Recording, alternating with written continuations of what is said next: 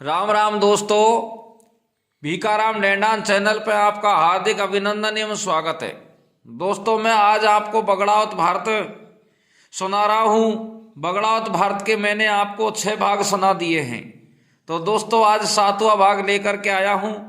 और 7वां भाग चालू कहाँ से करेंगे कि इधर को जयमंती को राजा राव के यहाँ, गडरायण के राजा दुर्जन साल के यहाँ पूरे 6 महीना हो जाते हैं। और सवाई भोज जयमंती से 6 महीना का कॉल करके वचन भर के गया था कि 6 महीना के बाद में मैं आपको ले जाऊंगा। तो इधर को जयमंती अपनी दासी हीरा को एक पत्रिका लिख करके बगड़ावतों के पास में भेजती है। और हीरा दासी चील बढ़ करके आसमान में उड़ जाती है। और आसमान में उड़ करके कहाँ पहुंच जाती है कि इधर के गोठा में बगड़ावत दरबार में सभी भाई बैठे हुए थे। तो हीरा चील बनकर आकाश में उड़ती हुई आती है और रानी जयमंती का पत्र गिरा देती है, जिसे नियाजी देख लेते हैं और अपनी ढाल से ढक लेते हैं। ये सवाई भोज को देखने में आ जाता है और नियाजी से अकेले में पूछते हैं कि भाई नियाजी, क्या संदेश आया है? वो कागज का परवाना कहाँ है जो ऊपर से गिरा था? तो नियाजी को हमेशा 6 महीने आगे का एहसास होने लग जाता था। पहले से ही 6 महीने का पता लग जाता था।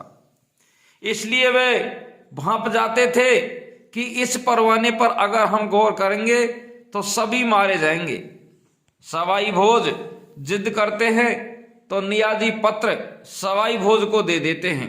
सवाई भोज रानी जयमंती का पत्र पढ़ते ही और फिर सभी बगड़ावत भाइयों को आपस में बैठ करके निर्णय लेते हैं कि रानी को राव जी के यहाँ से भगा कर लाना ही होगा। रानी को भगा कर लाने के बाद में क्या होगा, इसके भी सारे परिणाम पर गौर कर लिया जाता है। और बगड़ावत सारी तैयारी में जुट जाते हैं। तो तेजाजी को भी साड़ीवान भेजकर पाटन की कचहरी में बुलाया जाता है। साडू माता नियाजी को बुलाकर पूछती है कि क्या बात है, कहाँ की तैयारी है? तो नियाजी उन्हें सारी बात बता देते हैं कि सवाई भोज की शादी कैसे रानी जयमंती के साथ में हुई। वो सारी बात को बता देते हैं कि लगन टीका हमारे आए, हमने दुर्जन साल को भिजवाए, इधर को सवाई भोज ने तोरण मारा और सवाई भोज के खांडे के साथ में जयमंती ने फेरा खाए। तो हम आज उसको लेने के लिए जा रहे हैं। तो फिर नियाजी साडो माता से कहने की हम सब रानी को लेने जरूर जाएंगे। वो हमारे भाई सवाई भोज के खांडे के साथ में शादी कर चुकी है। ऐसा कहकर नियाजी और बाकी सभी भाई अपने घोड़ों को तैयार करते हैं। जब साडो माता उन्हें जाने के लिए मना करती है तो नियाजी कहते हैं कि हमने शक्ति को वचन दिया है, इसलिए जाना तो अवश्य पड़ेगा। साडो माता कहती है कि ऐसी औरत को घर लाने से क्या फायदा जिससे के लिए खून बहाना पड़े। एक भवानी के लिए आप तो अपने माथे देने पड़ेंगे। साडू माता फिर नियाजी को समझाती है कि घर में एक औरत है तो दूसरी क्यों लाते हो, लेकिन नियाजी नहीं मानते हैं और जयमंती को लेने जाने की बात दोहराते हैं। तो तेजाजी की पत्नी तेजाजी को कहती है कि आप तो बणिए के भांजे हो, आप रण में मत जाना। साडू माता कहती है कि मैं आपकी दारू यही मंगवा देती हूँ, रायण में दारू पीने मत जाओ, मैं प्याले भर यही पिला दूंगी। और नियाजी को फिर कहती है कि वचन दिया हुआ है, जाना तो पड़ेगा। साडो माता बगड़ावतों को जाने के लिए बार बार मना करती है। तो साडो माता कहती है कि पर नारी को अंग लगाना अच्छा नहीं है। रावण चाहे कितना ही बलवान था, मगर सीता हरण करने से उसका भी अंत हो गया। जयमंती राव जी की स्त्री है।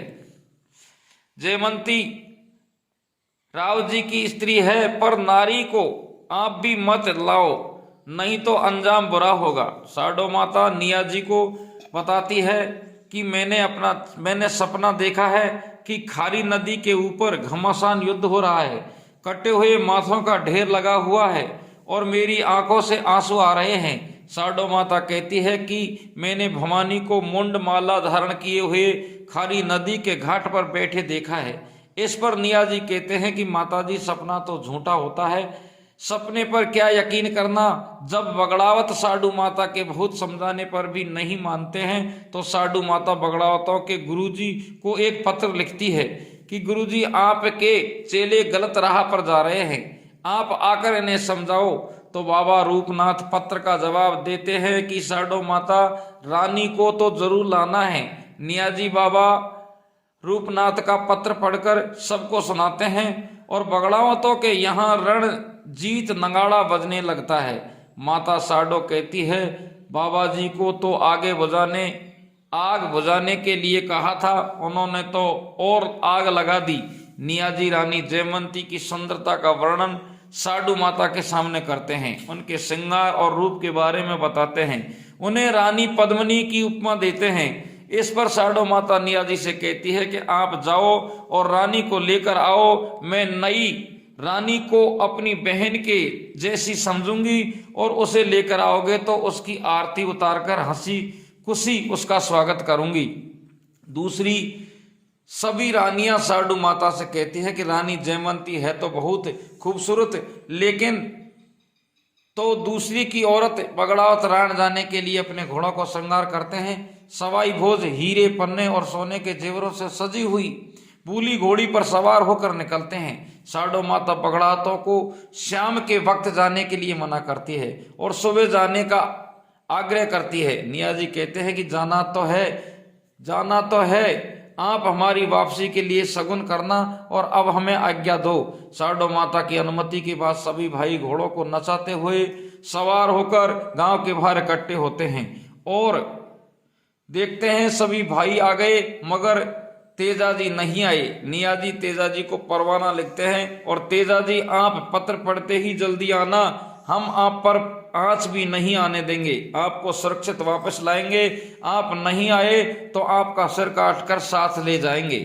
समाचार सुनकर तेजाजी अपने घोड़े पर सवार होकर अपने भाइयों के साथ आ जाते हैं और सारे बगड़ावत भाई रानी को लेने के लिए राठौड़ की पाल पर पहुंचते हैं। इधर रानी जयमंती के लिए बनाया गया नया महल बनकर तैयार है। रानी जयमंती महल में रहने आ जाती है। जब राव जी अपने नई रानी जयमंती के पास में रात को आते हैं तो रानी उनके साथ चौपड़ खेलती है और अपनी माया से राव जी को मुर्गा बना देती है और हीरा को बिल्ली बना देती है। रात भर मुर्गा बने राव जी बिल्ली से बचने के लिए इधर उधर भागते हैं, छिपते रहते हैं। ऐसा क्रम कई दिनों तक चलता रहा। एक दिन राव जी के छोटे भाई नीमदेव जी पूछते हैं कि भैया नई रानी में इतना मगन हो गए हो कि आपकी आंखें इतनी लाल हो रही हैं, क्या बात है, क्या रात भर सोए नहीं? राव जी कहते हैं कि नीमदेव जी लगता है महल में कोई भूत प्रेत है जो रात भर मेरे पीछे बिल्ली बनकर घूमता रहता है। तो दोस्तों ये प्रसंग आज हम यहीं छोड़ते हैं और बगड़ावत भारत का अगला भाग 8 में आपको आगे की स्टोरी बताएंगे। जब तक के लिए जय हिंद, जय भारत, राम राम दोस्तों।